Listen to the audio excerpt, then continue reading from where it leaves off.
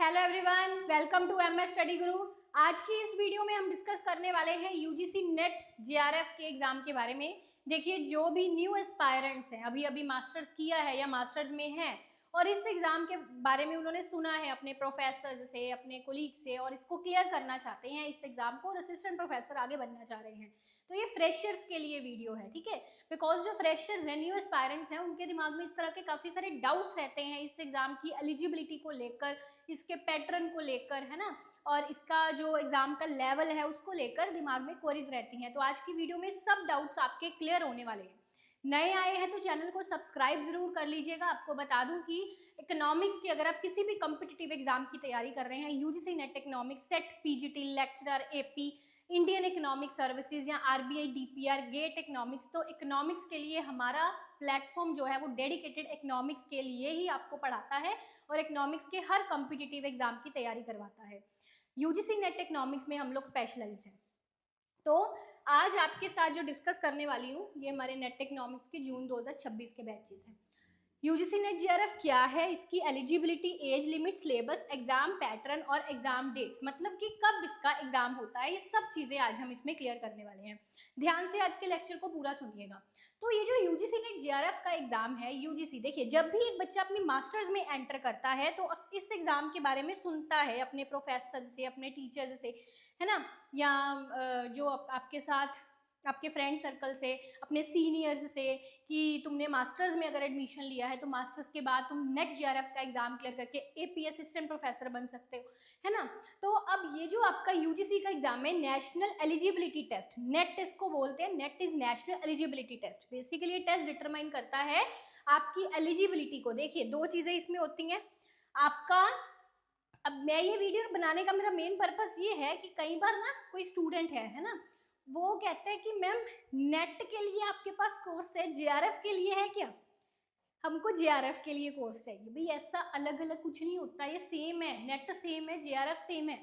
ठीक है, और मैंने तो कई ऐसे भी होते हैं जो न्यू कमर्स हैं, फ्रेशर्स हैं, एस्पायरेंट्स हैं, अभी, है ना, नए नए इस फील्ड में आए हैं, ठीक है, उनको दोनों में डिफरेंस नहीं क्लियर होता। तो मैं इसी यही मुझे याद है, जब मेरा जेआरएफ क्लियर हुआ था आज से काफ़ी साल पहले, तो मैंने किसी को बोला था, किसी जूनियर को, मेरा जेआरएफ हो गया है। वो बोलता, अच्छा जेआरएफ हो गया आपका, नेट का भी रिजल्ट आया, आपका नेट क्लियर नहीं हुआ? तो दैट्स द रीज़न कि वो फ़र्क, वो चीज़ें जो न्यू कमर्स हैं उनको सब पता चल जाएगा आज की इस वीडियो में। तो बेसिकली अगर आपका मेरिट हाई जाता है तो आपका जेआरएफ क्लियर होता है, ठीक है। तो यहाँ पे जो कट ऑफ होते हैं वो 3 तरह से निकलते हैं। एक कट ऑफ जो है वो आपका अगर admission to PhD only clear होता है, यानी कि आप पीएचडी के लिए एलिजिबल हो गया, यूनिवर्सिटीज वगैरह में आपको एंट्रेंस नहीं देना पड़ेगा, पीएचडी एडमिशन के लिए एलिजिबल हो गया, एक वो कट ऑफ है, सबसे कम रहता है। उससे ऊपर कट ऑफ जाता है कि अगर आप असिस्टेंट प्रोफेसर के लिए एलिजिबल हुए हैं, कि आप किसी भी इंडिया के विश्वविद्यालय में, कॉलेज में असिस्टेंट प्रोफेसर के लिए अप्लाई कर सकते हैं, एक उसके लिए हो गया। सबसे हाई कट ऑफ जो जाता है वो जाता है जीआरएफ के लिए, जूनियर रिसर्च फेलोशिप। अब कहने का मतलब, जिस बच्चे का जीआरएफ क्लियर हुआ है उसका नेट और पीएचडी एडमिशन वाला तो क्लियर है ही, बात समझे हो ना। तो सबसे हायर कट ऑफ जो है वो जाता है जीआरएफ का, जूनियर रिसर्च फेलोशिप का। अब जिसका जीआरएफ क्लियर हुआ है वो किसी भी कॉलेज यूनिवर्सिटी में असिस्टेंट प्रोफेसर के लिए एलिजिबल है ही, यानी कि नेट तो उसका है ही क्लियर, तो साथ में वो जीआरएफ के लिए भी एलिजिबल है, यानी कि जूनियर रिसर्च फेलोशिप के लिए एलिजिबल है। यानी कि अगर वो किसी भी यूनिवर्सिटी में पीएचडी के लिए एडमिशन लेता है तो गवर्नमेंट की तरफ से उसको फेलोशिप मिलेगी, जूनियर रिसर्च फेलोशिप। ये कितनी अमाउंट रहती है, कितने साल मिलती है, जीआरएफ के बाद एसआरएफ अपग्रेडेशन, इस पर मेरा एक पूरा डिटेल्ड वीडियो है, ठीक है, जरूर देखिएगा। मेरे एक्सपीरियंस से सब चीजें मैंने आपको डिटेल में बताई हुई है, ठीक है जी। तो जैसे मैंने कहा, award for junior research fellowship and appointment of as assistant professor, इसके लिए ये टेस्ट कंडक्ट होता है। और अभी इन्होंने नई चीज भी ऐड कर दी थी, एडमिशन टू पीएचडी ओनली वाला, यानी कि असिस्टेंट प्रोफेसर वाले से उससे भी नीचे कट ऑफ अब ये निकालते हैं एडमिशन, जिसमें सिर्फ बच्चे का पीएचडी एडमिशन के लिए जो है वो क्लियर होता है नेट का एग्जाम, असिस्टेंट प्रोफेसर के लिए नहीं, ठीक है जी। तो अब वही चीज है कि जो candidates qualifying under the appointment and assistant professor and admission to PhD, यानी कि सेकंड वाली स्लैब है ना, उसमें जो क्वालिफाई होता है वो एपी के लिए भी एलिजिबल है एंड एडमिशन टू पीएचडी के लिए भी एलिजिबल है, पर उसको जेआरएफ नहीं मिलेगी, ठीक है। और जो जेआरएफ के लिए जिसका क्लियर हुआ है वो सबके लिए एलिजिबल है, एपी के लिए भी जेआरएफ के लिए पीएचडी में एडमिशन लेगा तो उसको जेआरएफ मिलेगी, ठीक है जी। और जो जिसका सिर्फ एडमिशन टू पीएचडी ओनली वाला क्लियर हुआ है कट ऑफ, वो सिर्फ पीएचडी ओनली के लिए ही एलिजिबल है, वो जीआरएफ उसको नहीं मिलेगी। मतलब पीएचडी करेगा बट फेलोशिप के बिना एलिजिबल है वो पीएचडी के लिए, ठीक है जी। और या असिस्टेंट प्रोफेसर के लिए भी वो एलिजिबल नहीं है, ठीक है, सिर्फ पीएचडी ओनली के लिए एलिजिबल। अब ध्यान से समझो, ये एग्जाम के लिए जब हम अप्लाई करते हैं क्या इसका एलिजिबिलिटी रहता है, तो जनरल, अनरिजर्व्ड या जनरल ईडब्ल्यूएस कैंडिडेट्स जिनके कम से कम 55% मार्क्स हैं। अब उसने क्या कहा है, विदाउट राउंडिंग ऑफ, यहाँ पे राउंडिंग ऑफ नहीं चलेगा कि आपके 54.9 है तब भी आप एलिजिबल नहीं हो, आपके 55% ही होने चाहिए पूरे, ठीक है, कम से कम 55% अपनी मास्टर्स डिग्री में, ठीक है जी। और इसके अलावा जो कैंडिडेट्स अपनी मास्टर डिग्री कर रहे हैं, है ना, वो भी इस एग्जाम को दे सकते हैं। who have appeared for their qualifying master degree examination and whose result is still awaited, whose qualifying examinations have been delayed may also apply for this test। अब यहाँ पे ना बच्चों को बड़ी कंफ्यूजन रहती है कि भाई हम मास्टर्स के फर्स्ट ईयर में हैं तो क्या हम इस एग्जाम को दे सकते हैं, है ना, क्योंकि यहाँ पर उन्होंने स्पेसिफाई कर दिया फाइनल ईयर, यहाँ पे स्पेसिफाई क्या कर दिया, final year. Candidates who have appeared for their qualifying masters exam, मतलब फाइनल ईयर में जो है और उनका रिजल्ट अवेटेड है, ठीक है, वो इस एग्जाम के लिए अप्लाई कर सकते हैं। पर नीचे उन्होंने क्या लिख दिया, देखो नीचे उन्होंने ये लिख दिया, such candidates must complete their master degree examination within 3 years from the date of NET result, कि ऐसे स्टूडेंट्स को अपना मास्टर डिग्री एग्जामिनेशन जो है वो 2 सालों के अंदर अंदर खत्म करना है, विद इन 2 years, नेट के रिजल्ट के 2 सालों के अंदर अंदर खत्म करना है, ठीक है। अगर 2 सालों के अंदर अंदर उसने नहीं खत्म किया तो अगर वो नेट क्लियर कर भी लेता है पर वो फेल ही होगा उसमें, ठीक है जी। तो अब बिल्कुल अब यहाँ पे फाइनल जो आपका फर्स्ट ईयर वाला कैंडिडेट है ना, वो अपेयर कर सकता है, यानी कि नेट का एग्जाम दे सकता है, क्योंकि उसमें बस यही है कि आपकी 2 साल के अंदर अंदर जो है वो डिग्री कंप्लीट आपको कर लेनी है ना, जैसे मास्टर्स की डिग्री होती है 2 साल की, अब आप फर्स्ट ईयर में हो, आप इस एग्जाम के लिए अप्लाई कर रहे हो, अगर आपका क्लियर हो जाता है तो वो नेट का सर्टिफिकेट तभी वैलिड रहेगा अगर 2 साल के अंदर अंदर आपकी डिग्री कंप्लीट हो जाती है और मास्टर डिग्री 2 साल में खत्म हो जाती है, तो आप कर सकते हो इसके अकॉर्डिंग, ठीक है। अब यहाँ पे एक चीज और इन्होंने लिखी है, how ever such candidates will be admitted provisionally and shall be considered eligible for the award of GRF और असिस्टेंट प्रोफेसर। कहता है कि अगर आपका मास्टर्स के दौरान नेट क्लियर हो भी जाता है ना, तो मतलब प्रोविजनली ठीक है आपका जीआरएफ क्लियर हो गया, एपी नेट वाला कट ऑफ क्लियर हो गया, पर प्रोविजनली हुआ है क्योंकि जब तक आपके मास्टर्स में कम से कम 55% नहीं आते, है ना, तब तक वो सर्टिफिकेट वैलिड नहीं है आपका नेट जीआरएफ वाला।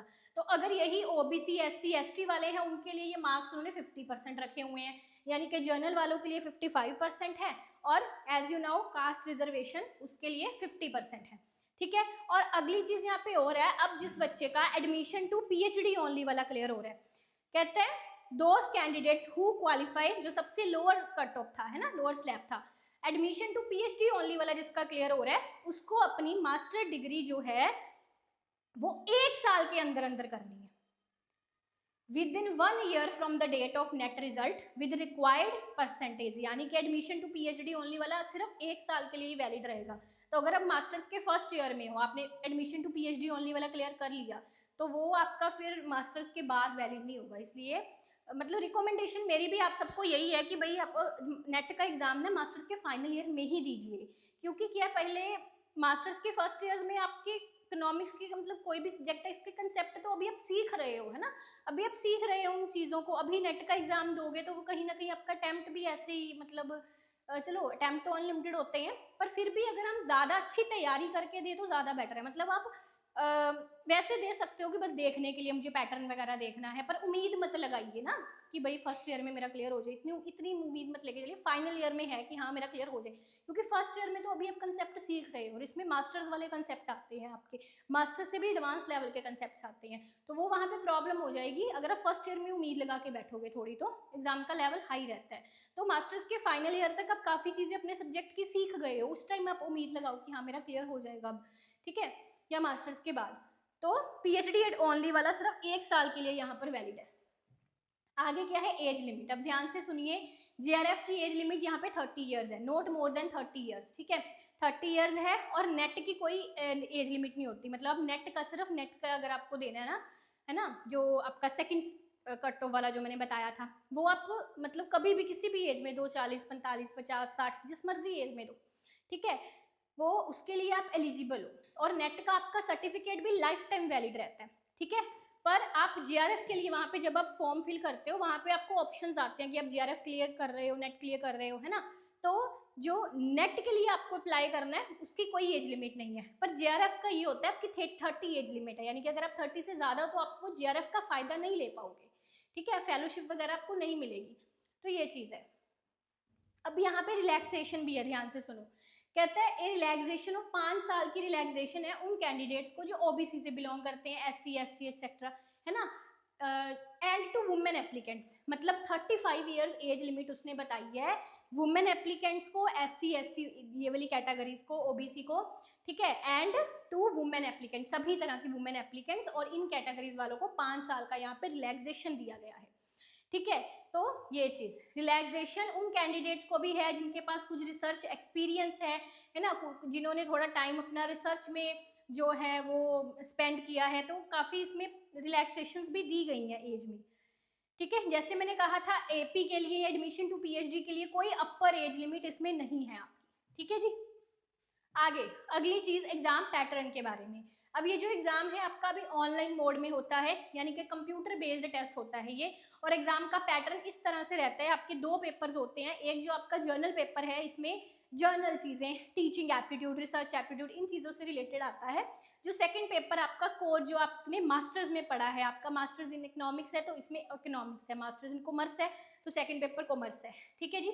इस तरह से तो पहला जो फर्स्ट पेपर है इसमें 50 क्वेश्चंस आते हैं, सेकंड पेपर में आपको 100 क्वेश्चंस आते हैं, हर एक क्वेश्चन 2 नंबर का होता है, ठीक है। किसी भी तरह की कोई नेगेटिव मार्किंग इसमें नहीं होती, यानी कि टोटल इसमें 300 मार्क्स हो गए आपके, ठीक है जी।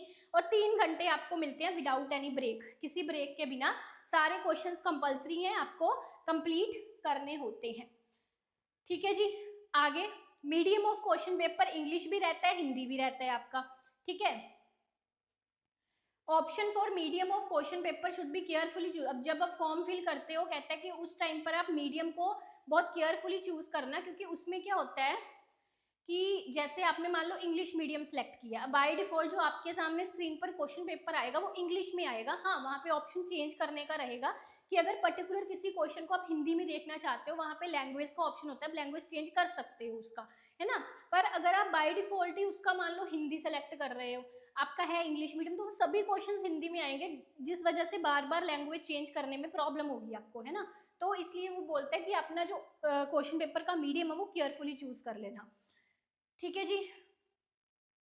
अब यहाँ पे एक चीज और बड़ी इंपॉर्टेंट होती है कि कुछ भी ऐसे, जैसे मान लो इंग्लिश में क्वेश्चन दिया हुआ है ना, हिंदी में थोड़ा सा कुछ उसमें गलत है या कुछ ऐसी चीज है कि हिंदी में वो सही नहीं है ट्रांसलेशन या कुछ भी, तो जो एनटीए है वो इंग्लिश वाले वर्जन को ही फाइनल लेता है। यहाँ पे थोड़ा हिंदी मीडियम के लिए डिसएडवांटेज ये होता है कि बच्चा अगर हिंदी मीडियम पढ़कर उसके अनुसार आंसर दे रहा है, हिंदी मीडियम वाले क्वेश्चन में कुछ प्रॉब्लम है, इंग्लिश वाले में नहीं है, तो जो एनटीए है वो फाइनल इंग्लिश के अकॉर्डिंग ही आंसर देगा, जो फाइनल आंसर की इसमें देगा, ठीक है। इंग्लिश वाले को English version shall be treated as final, ठीक है।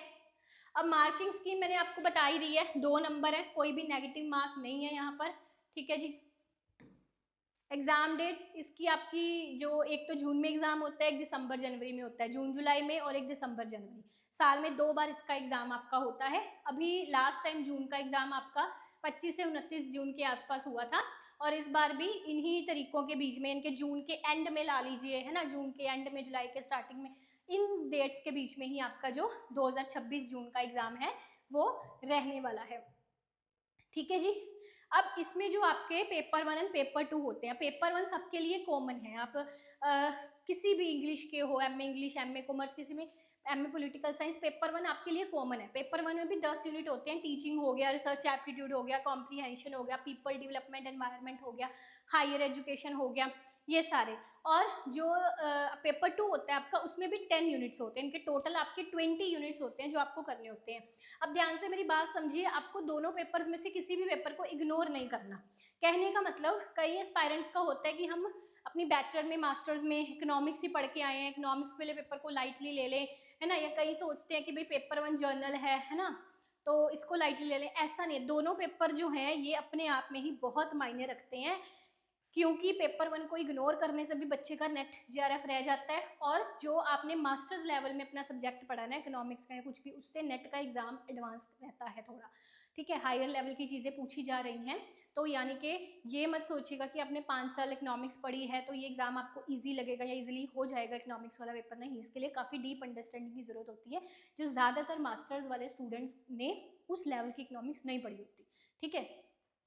तो ये चीज़ है इसमें। तो मैं यहाँ पे आपको इसका सिलेबस दिखा रही हूँ पेपर 1 का, ठीक है, जो कॉमन होता है सभी में।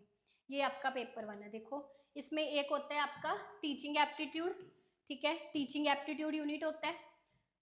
फिर आपका दूसरा यूनिट होता है रिसर्च एप्टीट्यूड, कॉम्प्रीहेंशन के पैसेज आता है, कम्युनिकेशन हो गया, मैथमेटिकल रीजनिंग एप्टीट्यूड हो गया, लॉजिकल रीजनिंग हो गया, है ना। इसमें ये इंडियन लॉजिक वाला जो पोर्शन है काफ़ी स्टूडेंट्स को वो कॉम्प्लिकेटेड लगता है। डीआई हो गया, data interpretation, ICT, information and communication technology, people development and environment, ठीक है, हायर एजुकेशन सिस्टम। अब मैं एक चीज़ यहाँ पे बताती हूँ, जैसे जो बच्चा है थोड़ा इकोनॉमिक्स वाला, है ना, उसको इसमें ये जो रिसर्च एप्टीट्यूड वाला यूनिट है ये काफ़ी हद तक आता होगा, क्योंकि इकोनॉमिक्स में ये सब चीज़ें हम पढ़ते हैं, है ना, काफ़ी चीज़ें इसमें पढ़ते हैं, उसके लिए ये यूनिट ईजी है।